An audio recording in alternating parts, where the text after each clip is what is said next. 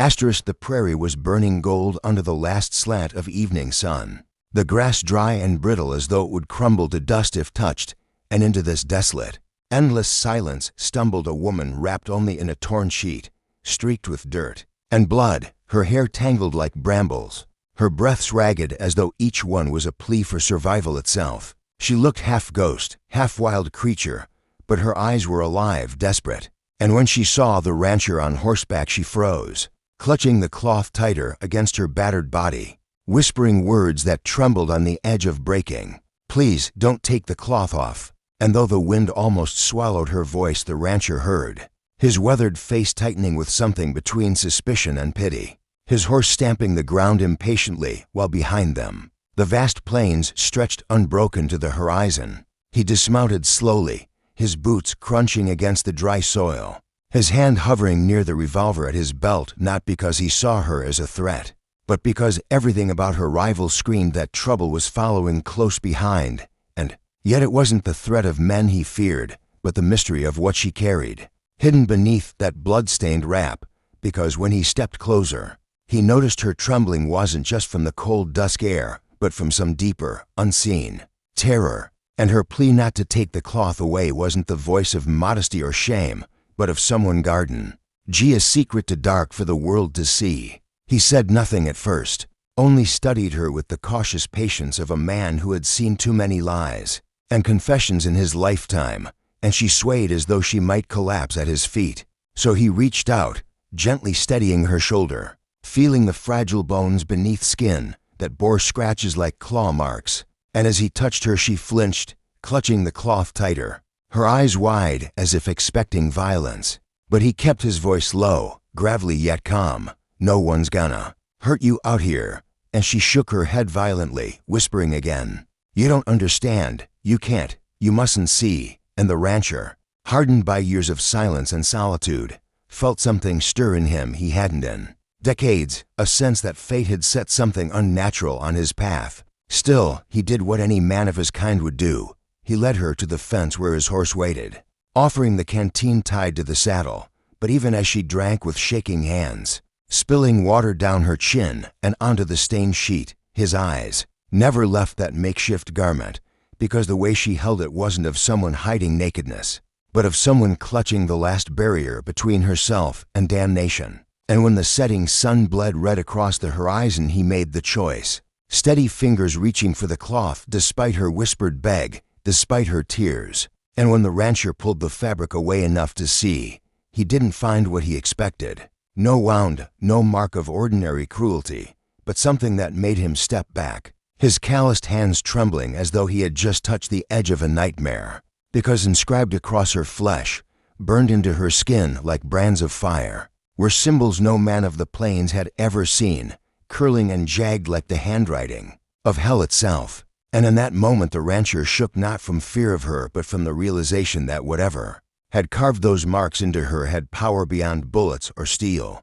And she collapsed at his feet, sobbing into the dust, while he stood over her with his whole world shifted, the quiet life he had known as fragile as glass beneath the weight of the horror she carried. And though every instinct told him to walk away, to leave this woman and her cursed secret to the wasteland, something deeper told him the story had only begun, and it would not let him go until the last chapter was written. *****. The night stretched wide and merciless across the plains, the kind of silence that seemed to carry weight, pressing down on man and beast alike. And inside the small cabin that the rancher called home, the woman lay shivering on a rough blanket, the faint glow of the oil lamp flickering across her bruised face, while the rancher sat at the table, his revolver beside him, his hat in his hands, staring at the flame as though answers might rise from it. He had not spoken much since he had seen the marks, for what words could a man of earth and soil summon against something that seemed carved from fire and nightmare? But the woman, though weak, finally broke the silence with a voice that trembled, yet carried an old weight. "You shouldn't have looked. Now it will come for you too." And the rancher, jaw tight, raised his eyes, his weathered face lined with both anger and fear, growling softly, "What in God's name branded you like that?" But she only shook her head, her hair falling in tangled curtains across her face, whispering, not God, something older, and her words hung in the smoky air like a curse, making even the horse outside shift nervously in its pen, as though sensing some truth beyond the human tongue. The rancher wanted to demand more, to shake the truth from her bones, but he saw the exhaustion in her, the way her hands clenched the blanket not just for warmth, but as though holding onto the last thread of sanity, and instead he poured her a tin cup of water, sliding it toward her with a gentleness that surprised even himself, saying low, "Whatever devil's after you, it'll have to come through me first." Though as he spoke he wasn't sure if the promise was courage or foolishness. The woman lifted her eyes then, and in the dim light he saw they were not merely frightened but haunted, carrying memories she dared not share, and she whispered, "You don't understand. Once it marks you, it never lets go." And she glanced at his hand, the very hand that had pulled away her cloth, and though he felt nothing but his own calloused skin, he found himself staring at it, flexing his fingers, as though expecting something unseen to stir beneath. Outside, the wind rose across the plains, rattling the shutters, carrying with it a low sound like a moan or perhaps just the echo of a coyote. Yet both man and woman stiffened at it, sensing the night was not theirs alone, and for the first time in many years the rancher felt the kind of dread that came not from men or rifles or blood feuds, but from something nameless, a shadow that could not be met with a steady aim. He stood suddenly, pacing across the wooden floor, boots creaking with each step, muttering to himself as if trying to push back the fear with motion, while the woman's eyes followed him, and she finally whispered the words that began to unravel the story he had not asked for but could no longer escape. It started when the fire fell from the sky, asterisk, asterisk, asterisk.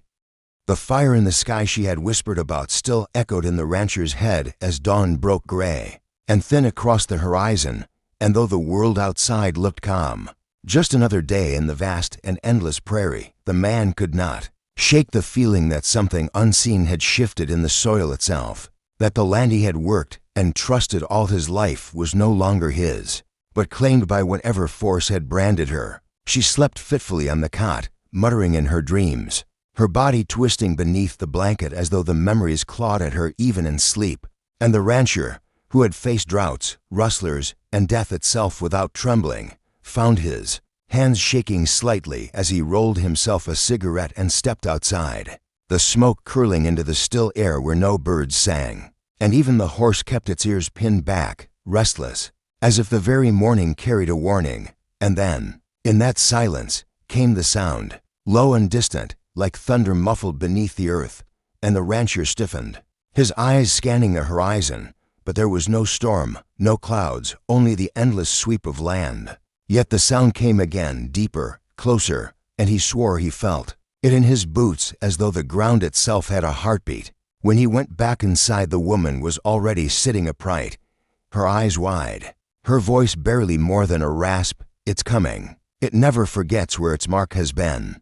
And she gripped the edges of the cot as though holding onto the world itself, and the rancher, heart pounding, wanted to demand answers, to force her to explain, but before he could speak a shadow moved past the window, not a man, not an animal, but something tall and wrong, gliding against the light of dawn as though the sun itself bent away from touching it. And for the first time in his life the rancher reached for his revolver, not with confidence but with desperation, knowing somehow that lead and powder might not matter against what hunted her.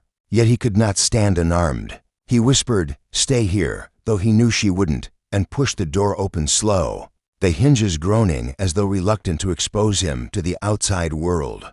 And the prairie was empty again, no shadow, no sign, only the echo of that buried thunder in the earth. And in that moment he understood that this was no chase of men or beasts.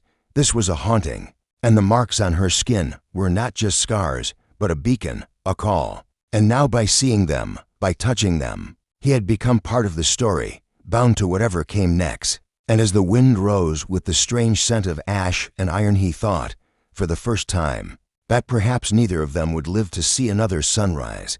Asterisk, asterisk, asterisk.